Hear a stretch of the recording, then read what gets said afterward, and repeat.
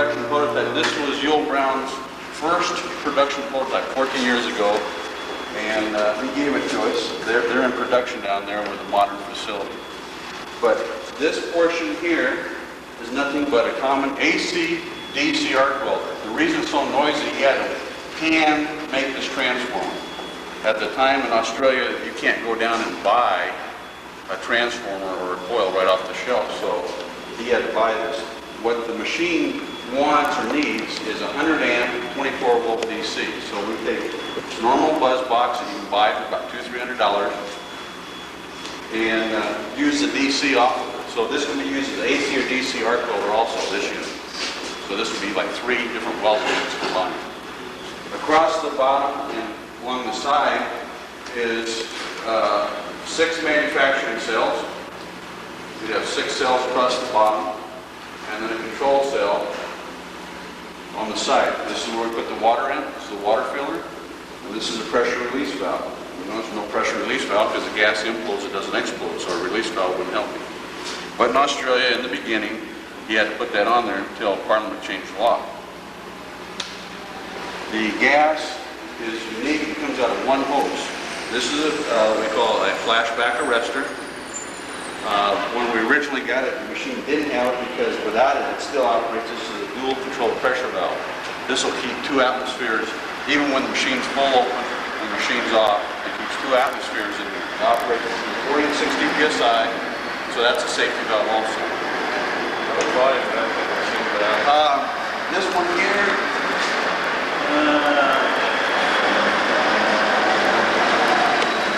roughly 35 cubic feet per hour. A little over, around, was it 1,000 liters or 35 cubic feet per hour?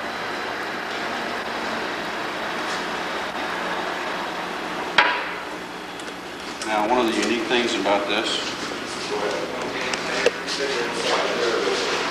that's aluminum, you just put it in over there? I'm going to show you the high and low side of this. This is 100% pure tungsten steel. This is pure tungsten steel. This is the green point. And the sublimation temperature of this is around 5980 degrees Celsius, close to 6,000 degrees Celsius. Melting point or fusion point of aluminum is between 600 and 660 Celsius. So I'm going to show you that we can fuse aluminum together and sublimate tungsten with the same flame. 10-to-1 ratio, full order of magnitude. And I'll show you a reaction that's hotter than that. So, first thing we'll notice is that the temperature is not in the flame, it's in the reaction with the material.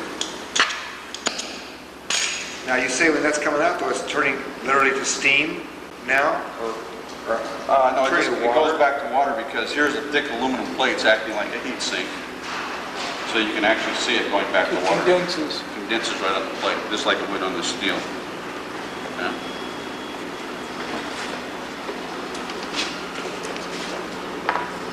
Flux.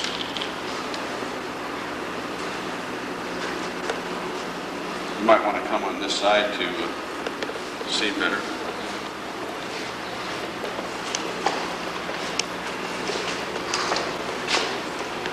I'm not a professional welder. I really never held a torch until a professional left about a year ago. But anybody can do this after about third attempt. What we do is we preheat the aluminum and the rod here. Flux in it. Now, our welders say that to do this, you usually use a MIG or TIG welding, and it's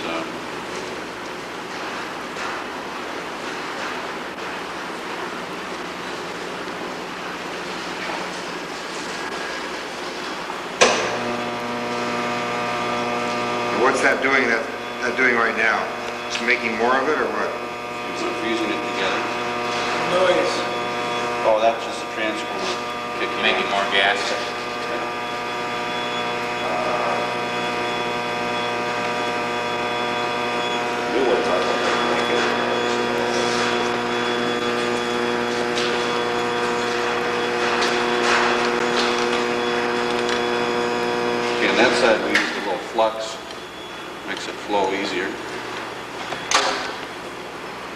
side will attempt to do it without the flux. It's a little bit harder.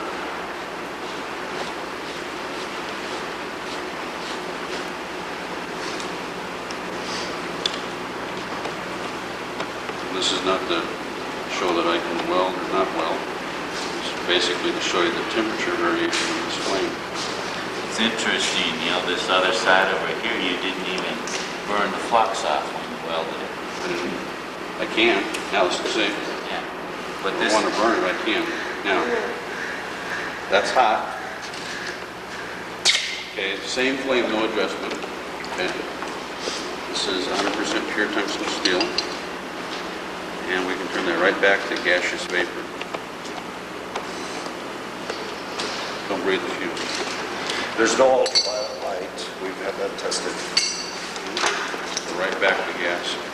That's extremely, extremely hot. It's the oxygen in the mixture that's starting. Now this is a piece of common household brick. Again, it reacts differently with all different materials. Melt that right back down. You notice there's no smoke giving off. We did this with oxy-70, you see a tremendous rush of black smoke coming off of it, burning carbon out of the material. One of the other neat things about this is just a piece of signal strapping, mild steel. What kind of strapping? Just mild piece of signal strapping. It's Okay. a trade name they use for strapping. But we can hold this in our hand and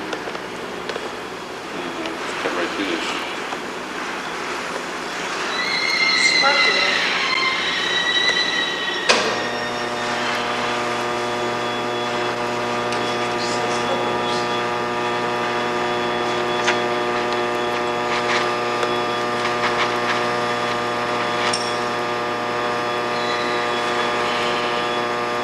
Adjustment automatic. Yes. What was your question? Is the mixture adjustment automatic? Yes.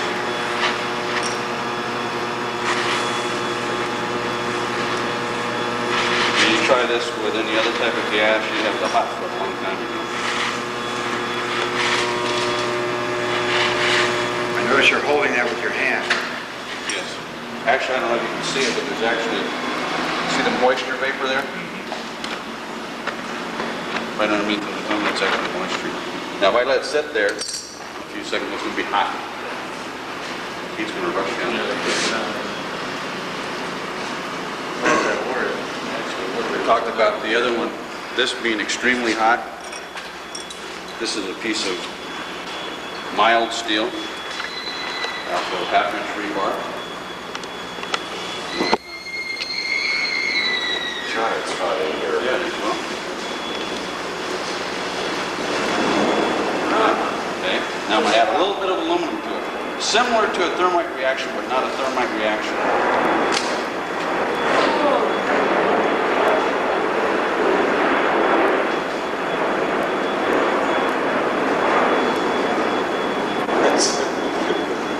We've had some big reactions. That's why we do it small now. You mix the aluminum with the light middleweight steel, and you get a reaction, a heavy. Very, very hot. Yeah, put your hand over that. You can feel that heat is there, and it's still hot. That's extremely hot. That's not like, that's hot. That's hot. That will take off your finger. So you can go ahead, pass it quickly until you get confidence. Jared, It go will ahead. burn, but you won't be able to You feel the water. I noticed. Yeah, if you hold your hand out here at a distance, you'll actually feel the moisture. You actually feel that as you come through. At a distance. I also note that ordinarily when you weld, you're welding out of privileges, and you're right down on the, you're right down on the metal. Okay. Now here's something unique. Again, common brick. And You're welding through the water. You're cutting a piece of steel through water. no, this is Just brick. Staining the You're black. cutting. And if you'll notice, it's warm, but it's not hot. It's not hot. Now, okay. Okay. Okay. Now, if I go, see, I go like this, the water doesn't boil. Okay. But I put it on here. Now the water boils very Or do quickly. it on the side, Or if I do it here on the side. from the outside. Or if I take it from the outside here. See? say I can boil water right now, Oh, yeah. okay? But direct contact with the water, Bubbles. He has a machine that produces 20 times, or he's building it now, 20 times more than this one right now. 20 times more Gas. gas for the same amount of energy, or? Well, the same amount of energy per unit, per liter. How much energy does it cost to make a liter of this fuel? like the, Theoretical, it's 2.93 Just pull the end of watts. that torch right down on So that ordinary torch. we say, because we have losses, less than 4 watts of power. Okay. What is he doing here? this is refractory brick. Refractory brick. This is supposed to take a lot. This is supposed to take a lot of heat. This is what they put in steel, coke ovens, ceramic ovens. That's what I was talking about, lining the boiler. Did you get a hold of any scraps of shuttle tiles? I don't know. Someone brought supposedly I've something sublimated from the stealth bomber, and Melted that, sublimated it. it eliminated it. Now this is copper. Copper is extremely difficult to melt. Pure Whoa! copper.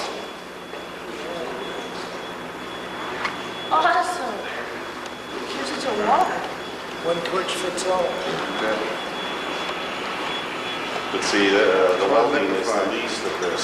It's not.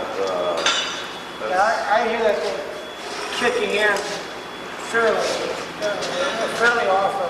And what's that you say? 24 volts, 100 amps. Okay, now this is cast iron soil pipe with a little tar on it. Burnt that tar off in here so it's charred. This is something unique too because it's a series of explosions in the flame right at the tip. You can now take that all off without any smoke. Not mad, because that's the way. Would you speak up and say that one more time? Sure. What I've taken here is a piece of cast iron soil pipe. Let me see if I can do it again. Cast iron, what kind of pipe? Sewer pipe. Soil. Soil pipe. Soil pipe. Okay. And I've charred the asphalt paint on the outside. Yeah. On the brick, and now we can just take it right off. Without any What smoke. causes that?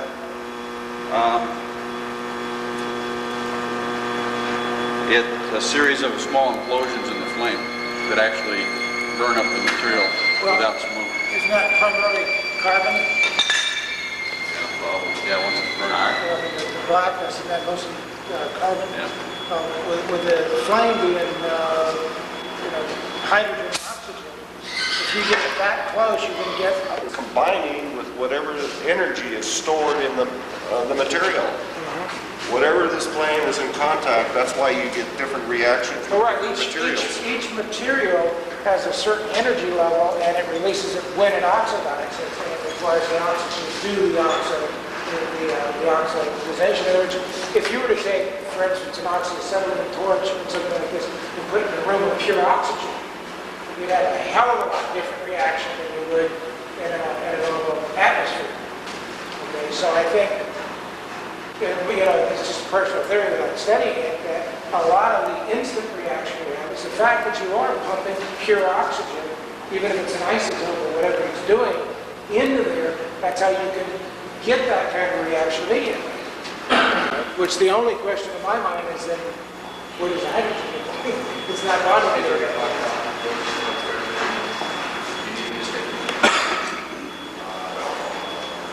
To me, it's a reason why, not an excuse why people learn it. Some 30 years ago, the professor had a theory. His theory was that he wanted to use water as a fuel source. What he found in all the books, and still are present in all the books, is that when he looked up hydrogen and oxygen reaction, there was only a positive reaction in the books. You combine the two together, under pressure, ignite them, explosive conditions. But his theory was that everything in the universe has opposites, and he wanted to find the opposite reaction. Okay? The reverse curve. And that was based on his philosophy that God created everything with opposite reactions. Up, down, right, down, antimatter, balance. Okay? The balance. Remember that, Jim? But it isn't in but it isn't in the books. Okay? Just show that What to you. I found in the books, and it's still in the books today, is that if you take pure hydrogen and take 5% or more and mix with 100% oxygen and ignite it, explosive condition. That's still true. It works.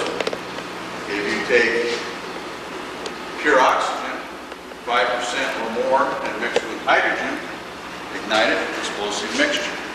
Less than 5% in either condition, not enough to react, stable. That's where the books quit 200 years ago. That's what's still in print. What the professor found out after he did 10 years of study, that there is a point at exactly 66.6% on the hydrogen scale and at 33.3% on the oxygen scale within the island of tolerance of plus or minus 5%. This gas, if it's created, is implosive, not explosive. The opposite. But you won't find this in the books. And if it was in the books, they wouldn't have issued him 31 patents in 31 industrial nations. They would not have issued him the patent on the manufacturing cells. They would not have issued him the patent on the control cell. And most recently, they issued him the patent on the implosion. In layman's terms, you have H2O, which everybody knows is water. Through DC electrolysis, the professor breaks it down to an atomic state. Most chemists and physicists tell us, and that's what I learned in school, that you can only have molecular hydrogen and molecular oxygen. But if that's true, then how can this exist? So what he's done is taken X amount of energy, separated the water into 2 atoms of hydrogen and 1 of oxygen, and then if you recombine it properly, it should go back to water, releasing the energy that took to separate it. Very simple. Too simple. So simple that nobody can understand it. It's that simple.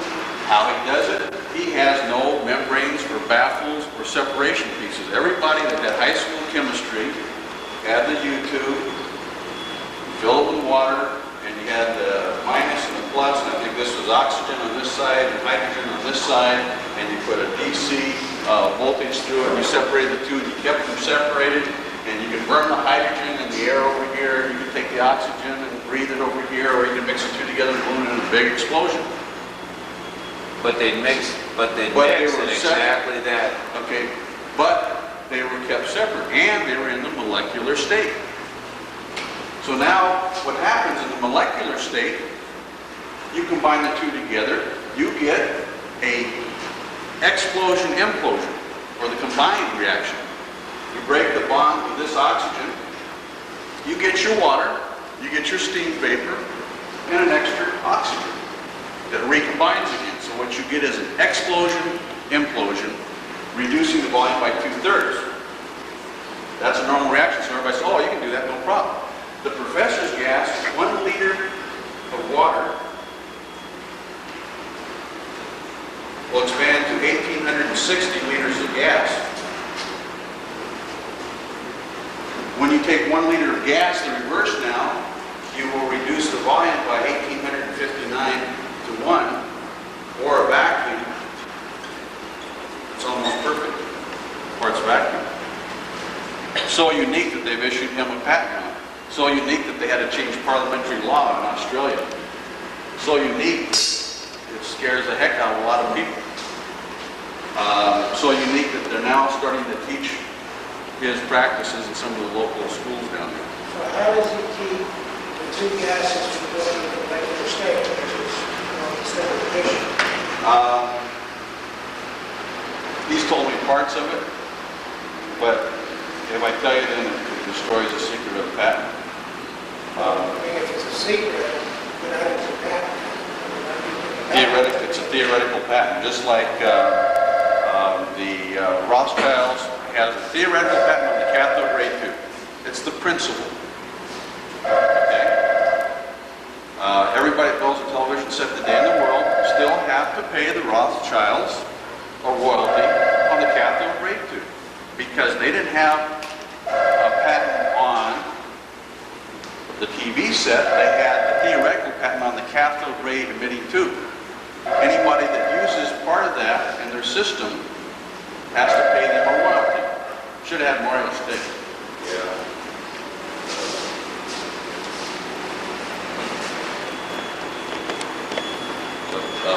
Mild steel plates, that's it. He went through all the exotic metals, platinum, palladium, gold, you name it, gold plated, platinum plated, you know. He found the most cost-effective means was mild steel. He uses sodium hydroxide, commonly known as caustic soda, as an electrolyte. That's a one-time you add it, and that's it for the life. You add water to it after that. What he found out is when these plates get corroded, so you can run tap water, salt water. He doesn't like distilled water because, you know, not enough to react in there. But that's not a good deal. It's not a good conduction, so that's why it's sodium. Salt water, clean water. The only difference is you would have to clean the plates more often. Now this machine's been in operation for a little over a year. We haven't even had to back push it. But at the point when your gas production goes down, you reverse polarity. All the sweat comes off the plates and you blow it out into a bucket. Run, you know, you reverse the cycle. You blow it out for an hour or so. Reverse the polarity, fire it back up, and you're ready to go. This machine's been running for 14 years, so we ask the same question: how long does it last? You know, what are the exotic materials? The build one of these cells in the United States, it would cost us about $200. You can get it done in China for probably $25. Cost. So. And that's what creates the gas? That's what creates the gas. What keeps it stoichiometric, I can't tell you. Because I don't know all the secrets, but I know the theory. Now what does that word actually mean? But yes, because I didn't know what it was. Here it is. Stoichiometric. I looked it up in I looked it up in the Webster's Unabridged Dictionary, and it says something at the atomic state or atomic level, stoichiometric. That means perfect mixture. If they talk about gases that are stoichiometric, it means at the perfect ratio. That's the ideal perfect ratio. Okay? Stoichiometric in this sense means the 2-to-1 perfect ratio. Okay? But the other thing is, it's got to be different, because in the literature I handed you, in the packet in there, it talks about normal hydrogen oxygen gas burning at 4,000 degrees Fahrenheit. That's max. That's it. For hydroxy gas, hydrogen and oxygen mixed together. What's his professor's name? Is his name Neil Brown? Yes. Oxyacetylene will produce a maximum, depending on which book you read, 58, 60, 300 Fahrenheit.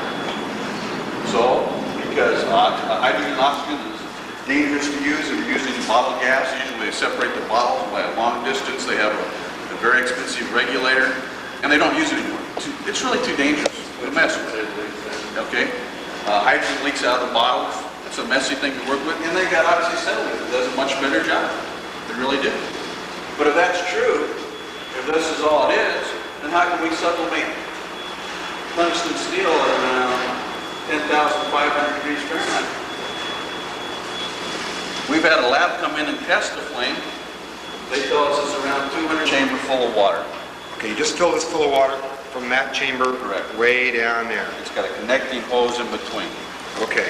It's a high pressure hose, and now we're going to fill it with Brown's gas. Okay. If this was oxyacetylene or gasoline or methane or some other form of gas, we'd have a nice little pipe bomb. By the time you start that, that'd be long gone.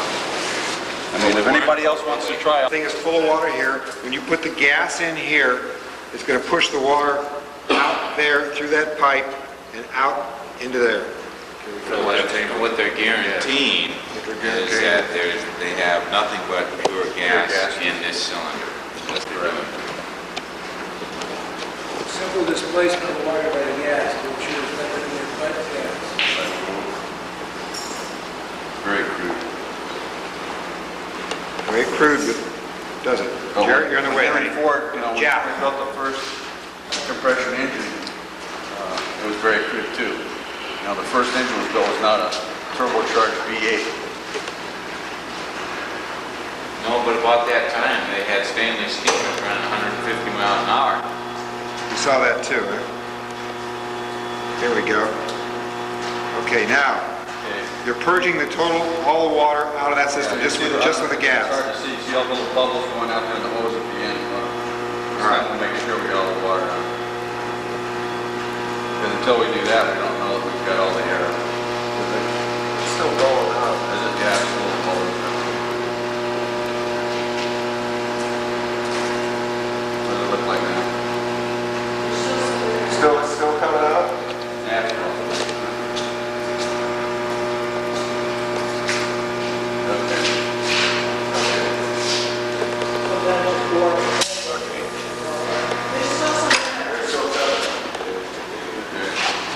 Ready? There you go. It did it? Well, this thing's just so dead. That's why it's making this spark. Nope, didn't pop out this time? No. Okay. We just had air in last minute. But it's not slowing down.